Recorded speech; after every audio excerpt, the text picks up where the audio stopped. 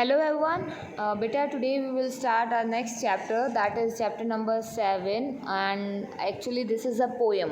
ठीक है, तो this is a poem in your Oxford Advantage book and the title of the poem is In Praise of Penguins. Penguins की praise में, praise क्या होता है बेटा? किसी की प्रशंसा करना. क्या करना? प्रशंसा करना. ठीक है, किसी की बड़ाई करना, उसको हम क्या बोलते हैं? praise बोलते हैं. ओके, इसी तरीके से अब आपको ये पता है पेंगुइन्स एक बर्ड होता है. ठीक है, कहाँ पाए जाते हैं? आर्कटिक वाले जो एंटार्कटिक वाला इलाका है जहाँ पे बहुत ज़्यादा बर्फ़ होती है वहाँ पे पाए जाते हैं. बहुत ठंडे इलाके में ये पाए जाते हैं. और ये कैसे बर्ड होते हैं? फ्लाइटलेस होते हैं, मतलब ये उड़ नहीं सकते हैं.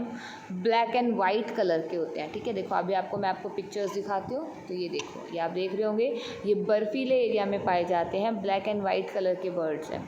अब बेटा इनके ऊपर जो पोएट है, आपको पोएट का नेम पता होना चाहिए सबसे पहले तो, कि जो पोएट कौन है? Robin Bernard. Robin Bernard. ठीक है, इन्होंने ये पोएम लिखी है. और ये पोएम में क्या कहते हैं? पूरी पोएम में ये पेंगुइन्स को थोड़े से वंडरफुल बर्ड्स बताते हैं कि जो पेंगुइन है ना, फ़नी बर्ड्स हैं, थोड़े मजाकिया से बर्ड हैं. जिस तरह की इनकी अपीयरेंस है, जिस तरह से दिखाई देते हैं, उन सब चीज़ों को लेके जो पोएट है वो क्या बता रहा है कि पेंगुइन देखने में थोड़े से फ़नी लगते हैं. ठीक है, अब जो पोएट है वो आपसे स्टार्टिंग में एक क्वेश्चन पूछता है. देखो आपसे बिफोर यू रीड में आप देखेंगे कुछ क्वेश्चन पूछा गया है.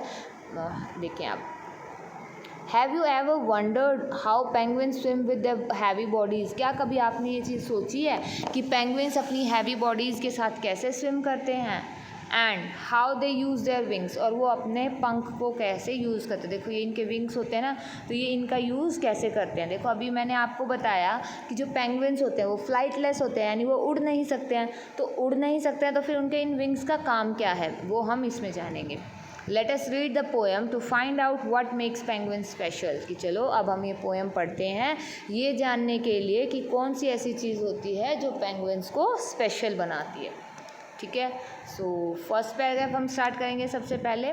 तो फर्स्ट पैराग्राफ क्या है? These funny birds in fancy clothes may waddle in the snow. अब वो क्या कह रहे हैं कि जो ये फ़नी बर्ड्स हैं, जो ये मजाकिया से बर्ड है जिनको देख के हंसी आए, और उन्होंने क्या पहन रखा है? Fancy clothes. अब बेटा यहाँ पे पोएट का मतलब फैंसी क्लोथ से ये मतलब नहीं कि जो नॉर्मली कपड़े पहने जाते हैं जैसे आप और हम पहनते हैं, तो उनसे मतलब नहीं कह रहा है. ये किस चीज़ को फैंसी क्लोथ से डिनोट कर रहा है? इनके स्किन कलर को.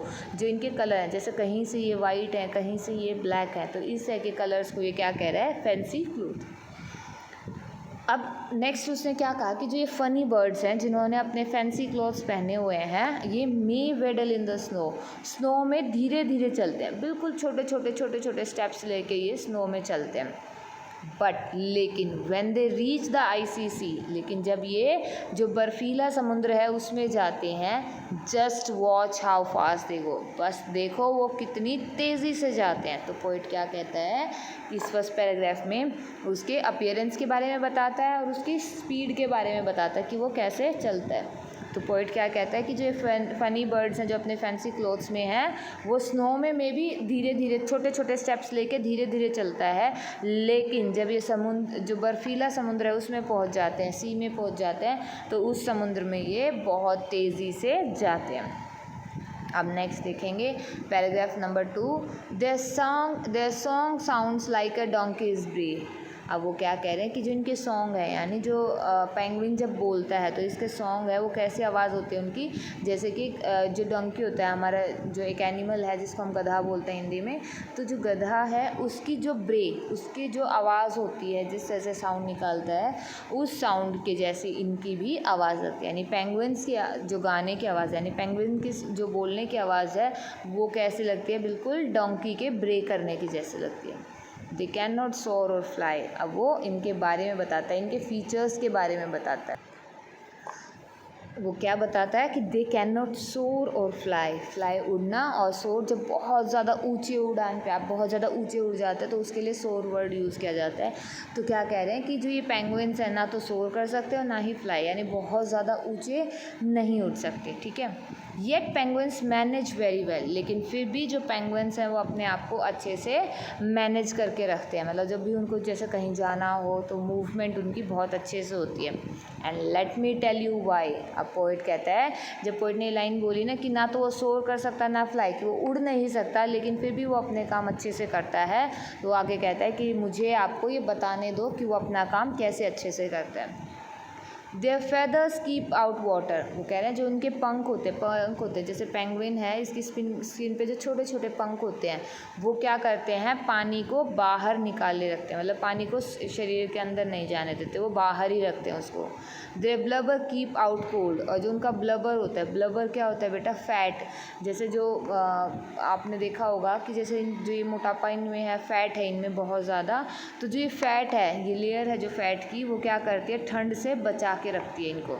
फेदर्स का काम क्या है, पानी को बाहर रखना, पानी से बचाना, और ब्लबर जो फैट है शरीर में पेंगुइन्स के, वो क्या काम करती है, उनको ठंड से बचा के रखती है। Their wings make perfect pedals, अब वो क्या कह रहे हैं कि जब ये तैरते हैं पानी में तो इनके जो विंग्स होते हैं वो किसका काम करते हैं, एक बिल्कुल अच्छे से पेडल्स का काम करते हैं। पेडल यानी जैसे आपने देखा होगा, अगर मान लो ये बोट है बेटा, तो इसमें जब भी कोई आप बैठते हैं तो आपने देखा होगा इनके पास एक स्टिक सी होती है और उसके नीचे ऐसे, मतलब इस ऐसे मिलेगा आपको, जिससे कि आप इस स्टिक को आगे पीछे मूवमेंट करते हैं तो क्या होता है, पानी को हम पीछे धकेलते हैं और बोट आगे की तरफ जाएगी, ठीक है, पानी पीछे होगा और बोट कहाँ जाएगी, आगे की तरफ जाएगी। तो जो ये स्टिक है इसको हम बोलते हैं वेडल। तो इसी तरह से उन्होंने बोला कि जो इनके विंग्स हैं, इनके जो पंख हैं, ये किसका काम करते हैं, वेडल का काम करते हैं, मतलब ये तैरते टाइम अपने विंग्स की हेल्प से पानी को पीछे धकेलते हैं। Because they do not fold, क्योंकि जो इनके विंग्स हैं ये मुड़ते नहीं हैं, मतलब बहुत ज़्यादा स्टिफ हैं, मतलब जैसे मुड़ते नहीं हैं, उनमें फोल्ड्स नहीं पड़ते हैं, इसलिए वो उसको बहुत अच्छे से पानी को पीछे धकेल सकते हैं। ठीक है, paragraph 3 done. Now move on to paragraph number 4। Paragraph 4 में बेटा ये क्या बताते हैं, देखो अभी तक हमने इनके फेदर्स के बारे में, जो ऊपर छोटे छोटे बाल होते हैं, जो इनके पंख होते हैं, पर होते हैं जो, उनके बारे में बात की। फिर हमने ब्लबर के बारे में, जो इनके शरीर में जो फैट जमा हो रखा है उसके बारे में बात की। फिर हमने इनके विंग्स के बारे में बात की, जो किसका काम करती है, पेडल्स का काम करती है। अब नेक्स्ट हम किसकी बात कर रहे हैं, इनकी टेल्स की, जो इनकी पूँछ होती है, इसका क्या काम है। अब ये क्या कह रहे हैं कि their tails are good for steering, कि जो इनकी टेल्स है, जो इनके पूँछ है, वो क्या है, स्टीयरिंग करने के लिए, मुड़ने के लिए, स्टीयरिंग करने के लिए क्या है, बहुत अच्छी होती है। अब देखो बेटा स्टीयरिंग कैसे, आपने गाड़ियों में भी देखा होगा ना, ऐसे व्हील सा लगा होता है गाड़ियों में इस तरह से, जिससे आप अगर उधर ये व्हील को टर्न करेंगे तो गाड़ी आपकी उस साइड टर्न होएगी, और व्हील को अगर आप इस साइड मोड़ेंगे तो गाड़ी आपकी इस साइड टर्न होती है। तो ये क्या होता है, स्टीयरिंग। स्टीयरिंग का काम क्या होता है, मूवमेंट करना। अगर आपको डायरेक्शन चेंज करनी हो तो उसकी मूवमेंट में आपकी हेल्प कौन करता है, स्टीयरिंग करता है। तो यही कहा कि जो इनकी पूँछ होती है ये इनको स्टीयरिंग करने में हेल्प करती है। They brake with their both feet, और वो अपने दोनों पैरों से क्या करते हैं, ब्रेक लगाते हैं। So tell me now for all you have heard art penguins neat. अब वो कह रहे हैं कि जो भी तुमने अब मेरे से सुना है, जो भी तुमने अब मुझसे सुना है मेरे पेंगुइन्स के बारे में, वो सुन के बताओ क्या पेंगुइन्स नीट नहीं होते। तो आप इसका आंसर्स उसके अकॉर्डिंग दें। ठीक है, तो बताओ बेटा क्या पेंगुइन्स नीट होते हैं या नहीं होते। तो देखो होते हैं ना, क्योंकि वो फ्लाइटलेस है, उड़ भी नहीं पाते, लेकिन फिर भी वो अपने आप को अच्छे से मैनेज करके रखते हैं। तो बेटा इसके साथ जो आपकी ये पोएम है ये कंप्लीट होती है, इसको अच्छे से प्रैक्टिस करेंगे। ओके बेटा, thank you and have a nice day.